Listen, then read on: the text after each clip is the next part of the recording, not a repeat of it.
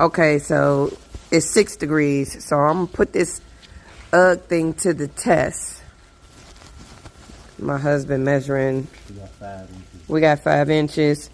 So we got 5 inches here in Port Tobacco. Alright. So 6 degrees. I'm gonna test this UGG thing out, see if I get cold, and I will keep you guys posted.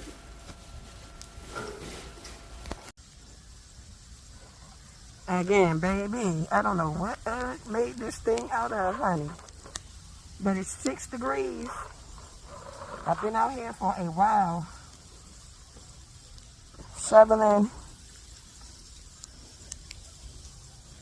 My family shoveling, trying to get the soft snow up before the, cause this ice is falling now, so we can resalt.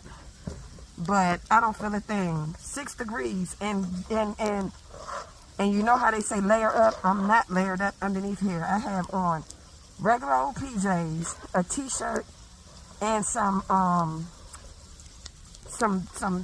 leggings, like really, because I be hot. This thing is no joke. So, eggs of Australia, baby, y'all got this one right.